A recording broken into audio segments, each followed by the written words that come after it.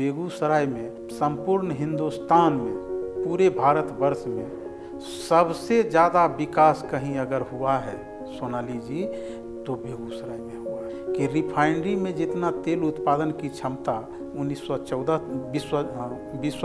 तक थी, आज 2021 में उसका दुगुना हो गया है। बरौनी फर्टिलाइजर कारखाना जो अन्य सरकार के कारण, पिछली सरकार के कारण बंद पड़ गई थी, उस कारखाना को मोदी सरकार 2022 में उसका उद्घाटन करने जा रही है। आप बेगूसराय में 4 लेन और 6 लेन रोड और पुल देख रही हैं कि वो चालू है। शुरुआत कुछ एक जगह पर थोड़ा बहुत काम बचा हुआ है, लेकिन वो काम ख़त्म होने जा रहा है। उसके बाद रेलवे ओवर ब्रिज इसी कार्यकाल में बना है। अब रिफाइनरी का जो तेल का उत्पादन डबल हुआ है, इसके कारण अब पेट्रोकेमिकल कारखाना भी लगाया जाएगा। शहनवाज हुसैन उद्योग मंत्री बिहार सरकार में बने, वो 500 करोड़ का पेप्सी कोला का फैक्ट्री भी बेगूसराय में ही लगने जा रहा है। बेगूसराय में इंजीनियरिंग और मेडिकल कॉलेज खुलने जा रहे हैं, जिसका काम भी शुरू हो चुका है। इस सारे आंकड़ा को जोड़ा जाए तो फर्टिलाइजर कारखाना के लिए 9,000 करोड़ का कर्ज था, जिस कर्ज के कारण कोई उस कारखाना में हाथ नहीं लगा पाते थे। मोदी सरकार उस 9,000 कर्ज को पहले तोड़ा, उसके बाद उस कारखाना में हाथ लगाया। तो कहने का मतलब लाखों करोड़ का इन्वेस्टमेंट केंद्र सरकार और बिहार सरकार के द्वारा बेगूसराय में किया।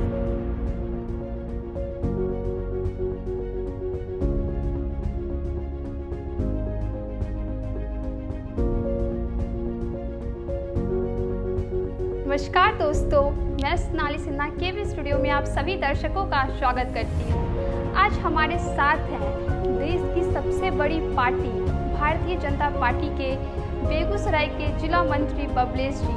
तो आइए मैं आपको उनसे मिलवाती हूँ और अभी जो महंगाई और बेरोजगारी को लेकर जो मुद्दा है उस पर हम चर्चा करेंगे। तो आइए मैं आपको उनसे रूबरू करवाती हूँ। नमस्कार सर, आपका हमारे केवी स्टूडियो में स्वागत है। आप काफ़ी सोनाली जी और आपके चीफ रोशन सर का बहुत बहुत धन्यवाद कि आपने हमको आमंत्रित किया अपने स्टूडियो में आने के लिए। जी सर, आप एक लोकप्रिय नेता हैं, आपको सब कोई जानते हैं, पर जो हमारे कोई नए दर्शक हैं जो आपको नहीं जानते, हम चाहते हैं कि आप थोड़ा सा अपना परिचय छोटा सा हमारे दर्शकों से साझा करें। मैं बबलेश पार्थसारथी, घर मेरा मटिहानी प्रखंड के सिहमा गांव, जो कि नगर निगम बेगूसराय में आता है, 18 नंबर वार्ड है। और मैं अपने स्टूडेंट लाइफ से ही आरएसएस और भारतीय जनता पार्टी के प्रति मेरा रुझान रहा है और यही मेरा परिचय है। बीच बीच में काम के सिलसिले में हम LIC में काम किए थे, लेकिन आजकल नहीं कर रहे हैं, और वो मेरा मुख्य काम था। जी सर, आपको कब ऐसा लगा कि राजनीतिक में जाना चाहिए? क्योंकि आज जो भी युवा हैं वो काफ़ी डरते हैं कि पॉलिटिक्स बहुत ज़्यादा ख़राब है, तो फिर इस पर आपका क्या कहना है? जो युवा डरते हैं राजनीति से, अगर डरेंगे तो फिर राजनीति शुद्ध कैसे होगी? और किसी भी काम को करने में अगर डरेंगे, यहाँ तक कि अगर मान लीजिए चोर चोरी करने से जाए और वो डर जाए, तो फिर वो भी नहीं कर पाएगा। तो डर शब्द का तो सवाल ही नहीं उठता है। हाँ, अगर आपको किसी को शुद्ध करना है, राजनीति शुद्ध होगी तो समाज शुद्ध होगा, और समाज शुद्ध होगा तो देश का विकास होगा। इसलिए डरना नहीं है। और हमको जब हम ग्रेजुएशन की पढ़ाई कर रहे थे, उसी समय वाजपेयी जी के अभिभाषण को सुन करके हमको लगा कि हमको इस पार्टी से जुड़ना है। और उस समय बेगूसराय में सारंधर सिंह रामदिरी के एक बीजेपी के नेता थे, और उनके सानिध्य में उनको मैंने ही जा कर के कहा कि अगर आप लोग ग्रामीण इलाके में नहीं जाइएगा तो फिर बीजेपी का प्रादुर्भाव कैसे आगे बढ़ेगा। जी। और वो तब से आए, और उनके सानिध्य में भारतीय जनता पार्टी का मटिहानी में अच्छा विकास हुआ। जी सर, आपका राजनीति का सफ़र आपने कहा कि आप कॉलेज लाइफ से ही शुरू किए, तो कितने दिनों का ये अनुभव रहा, कैसा रहा आपका ये राजनीति का सफ़र? खट्टा मीठा अच्छा अनुभव भी है, खराब अनुभव भी है, लेकिन कुछ समाज को आगे ले जाने के लिए स्वार्थ रहित होकर के काम करना पड़ता है। और लगभग समझ लीजिए कि हम 30 वर्षों का मेरा अनुभव हो रहा है इसमें, क्योंकि हम इंटर से ही इसमें शामिल हो गए थे। और खट्टे मीठे अनुभव के साथ हम भारतीय जनता पार्टी के कार्यों को आगे बढ़ा रहे हैं। और आज जिस समय मेरी पार्टी का 2 सांसद भी नहीं हुआ करते थे, वो स्थिति भी देखा हूँ। और आज आप देख रहे हैं कि 350 के आंकड़ा को भी पार कर रहे हैं। तो ये मेरा अनुभव है कि पार्टी अन्य पार्टी से बिल्कुल अलग है। जो बीजेपी कहती भी है कि हम दूसरे दल से आगे हैं, क्योंकि सारे दल में स्वार्थ की बू है, व्यक्ति की बू है। और यहाँ सामाजिक सहिष्णुता का काम होता है। इसलिए हम भारतीय जनता पार्टी के प्रति मेरा रुझान है। जी सर, आपने जो बात कहा कि बीजेपी पार्टी सबसे अलग है। बीजेपी के बड़े नेता नहीं होते हैं, वो अपने आप को कार्यकर्ता ही कहते हैं। जी। आपने देखा होगा कि प्रधानमंत्री जी भी अपने आप को प्रधानमंत्री नहीं बल्कि प्रधान सेवक के रूप में रखते हैं। जी। और पार्टी इसलिए अलग है दूसरे दलों से कि सबने भारत में 51 में चुनाव लड़ा, और हमारी पार्टी हिंदू महासभा के रहते हुए भी हम 1951 में चुनाव नहीं लड़े, क्योंकि हमको चुनाव से मतलब नहीं था, हमको सत्ता नहीं चाहिए था। लेकिन गांधी जी की हत्या के बाद आरएसएस के ऊपर प्रतिबंध लगा, और जब सुप्रीम कोर्ट के आदेश से प्रतिबंध हटा, तब आरएसएस के थिंक टैंक लोगों ने कहा कि नहीं, अब हमको राजनीति में आना ही होगा, अन्यथा देश आज़ाद हो चुका है और आए दिन मेरे ऊपर इस तरह के प्रतिबंध लगते रहेंगे, इस तरह का आरोप लगते रहेगा। इसलिए राजनीतिक रूप से जवाब देने के लिए हमको अब राजनीति में आना पड़ेगा। यही एक कारण है कि अगर हमको सत्ता की भूख रहती, अगर इस पार्टी को सत्ता की भूख रहती, तो 51 में भी चुनाव लड़ सकते थे, हमको कोई नहीं रोक सकता था। जी सर, आपके मुताबिक एक बेहतर समाज का निर्माण कैसे हो सकता है? बेहतर समाज का निर्माण शिक्षा नीति में आमूलचूल परिवर्तन करने से होगा। अभी तक की शिक्षा नीति थी थ्योरिकल, सिर्फ किताब के पन्नों में पढ़ा जाए और उसी से लोग डिग्री हासिल कर लेते थे। लेकिन जब तक इस शिक्षा को प्रैक्टिकल रूप में नहीं उतारा जाएगा, तब तक समाज का विकास संभव नहीं है।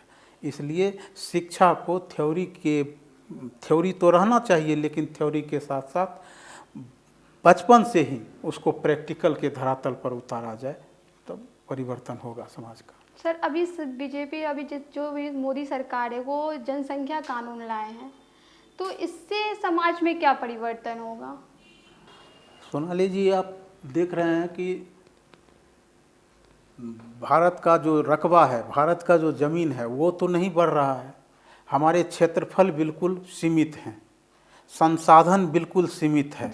यहाँ तक कि प्रकृति प्रदत्त जो हमें पानी और हवा मिल रही है वो भी सीमित है। जी। और उस सीमित संसाधन पर हम एक असीमित जनसंख्या का पहाड़ खड़ा कर देंगे तो हमें पानी कहाँ से मिलेगा, हमें शुद्ध हवा कहाँ से मिलेगी? इसलिए इतने अच्छे संसाधन के रहते हुए, इतने प्रचुर क्षेत्रफल के रहते हुए भी जब तक हम जनसंख्या पर कंट्रोल नहीं करेंगे, और ये अभी मोदी सरकार ने नहीं बल्कि उत्तर प्रदेश की योगी सरकार जनसंख्या नीति लाई है, जो बिल्कुल ही अच्छी है। जब तक हम जनसंख्या, अब देख लीजिए, कभी कभी अमेरिका के राष्ट्रपति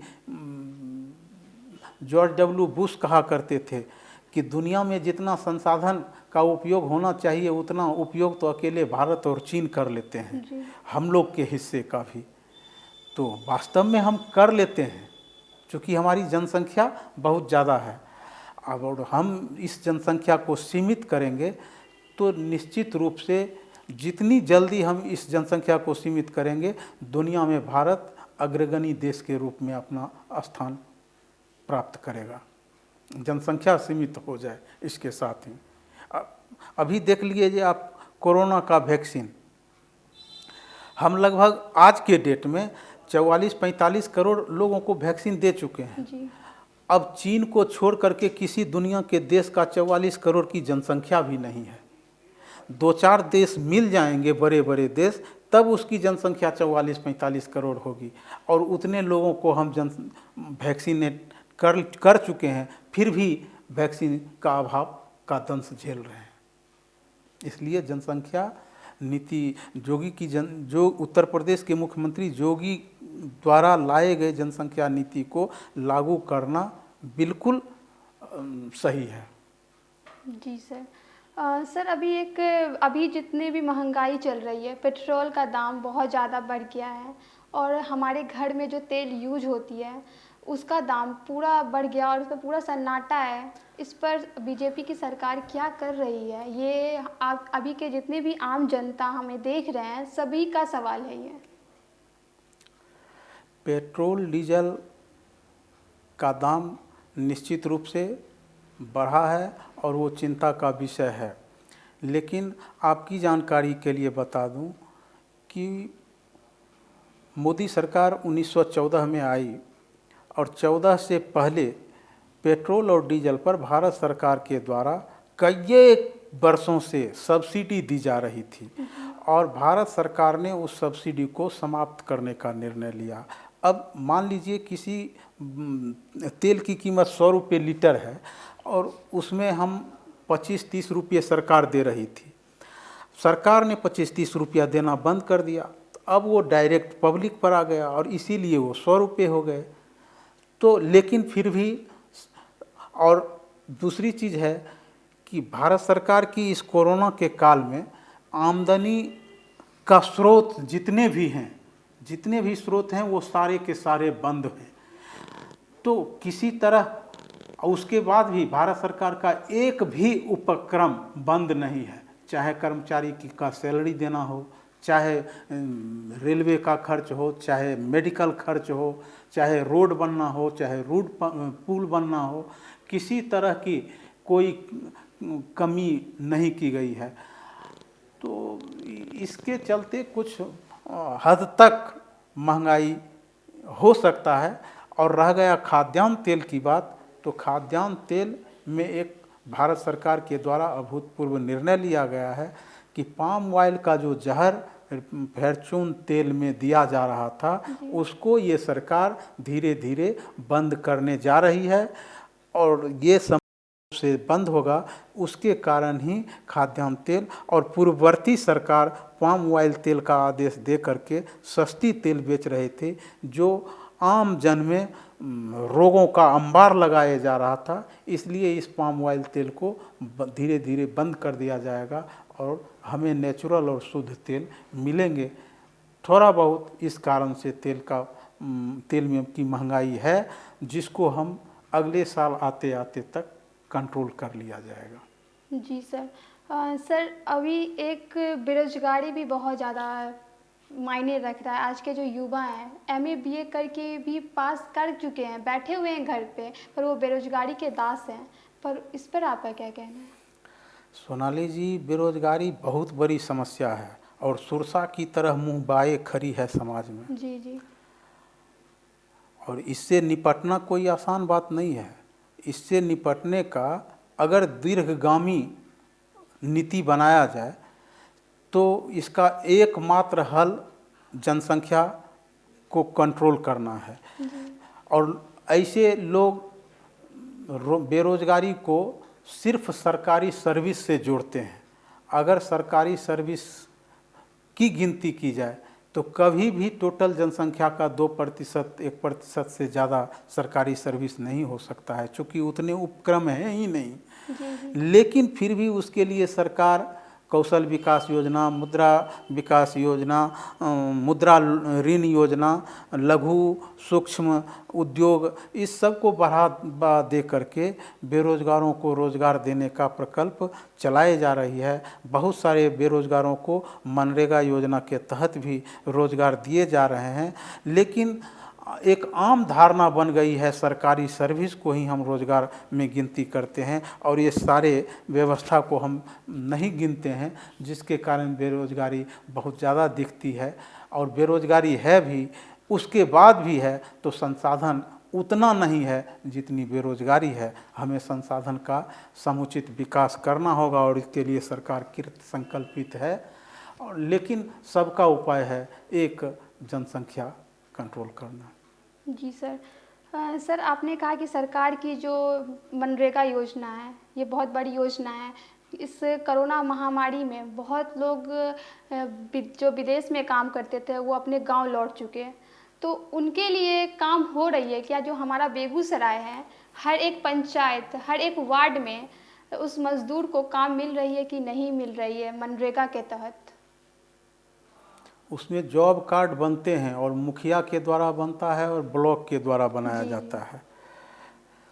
कहीं कहीं विसंगति है, जहाँ के मुखिया और आम नागरिक जागरूक हैं वहाँ जॉब कार्ड आसानी से लोगों को मिल गए हैं। लेकिन जहाँ के लोग जागरूक नहीं हैं और डफ और संखी मुखिया का चुनाव कर लिए हैं, वहाँ इस पर थोड़ा सा अंकुश लगाना ज़रूरी है। और इसके लिए सबसे अच्छा है कि आम जन जब तक जागरूक नहीं होंगे तब तक मनरेगा योजना का लाभ ज़मीन पर दिखेगा नहीं। हाँ, किसी के पॉकेट में भले चला जाएगा। जी सर। सर आप बीजेपी पार्टी से हैं, जो अभी सरकार यहाँ पे अभी चल रही है, तो इसके तहत हमारे बेगूसराय में क्या विकास हुआ है?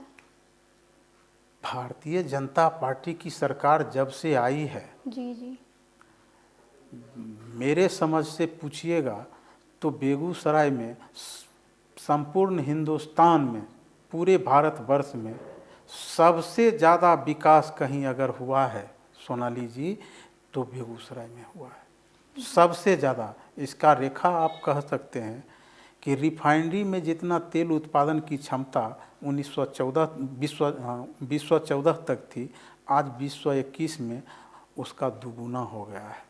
बरौनी फर्टिलाइज़र कारखाना जो अन्य सरकार के कारण, पिछली सरकार के कारण बंद पड़ गई थी, उस कारखाना को मोदी सरकार 2022 में उसका उद्घाटन करने जा रही है। आप बेगूसराय में 4 लेन और 6 लेन रोड और पुल देख रही हैं कि वो चालू है। शुरुआत कुछ एक जगह पर थोड़ा बहुत काम बचा हुआ है, लेकिन वो काम ख़त्म होने जा रहा है। उसके बाद रेलवे ओवर ब्रिज इसी कार्यकाल में बना है।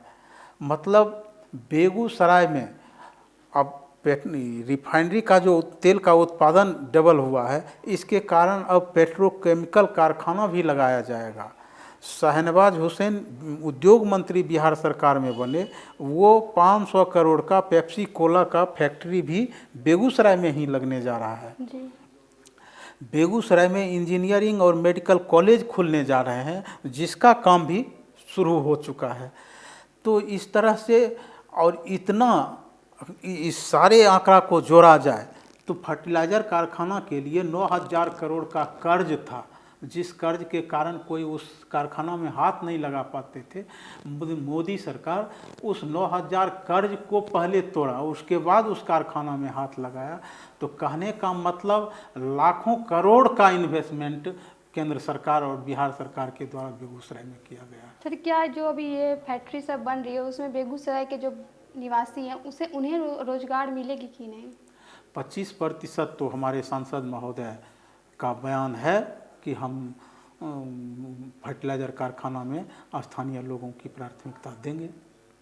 जी सर, मैं ये जानना चाहूँगी कि आप काफ़ी समय से राजनीति से जुड़े हैं, एक समाज सेवक के रूप में काम कर रहे हैं, इसमें आपका क्या अनुभव रहा? अच्छे लोग इस कार्य में नहीं आ रहे हैं, लोगों को आना चाहिए।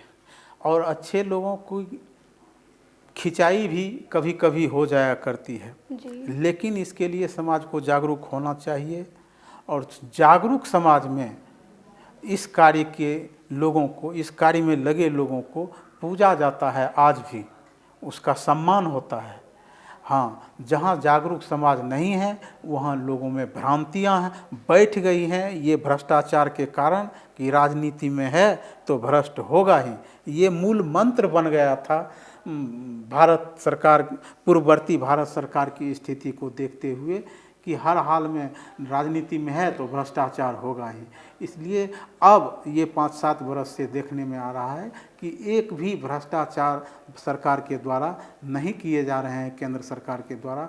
तो लोगों में अब धीरे धीरे आस्था बढ़ रही है और जब समाज जागरूक होगा तो राजनीतिक लोगों का मान सम्मान सब दिन रहा है, रहेगा।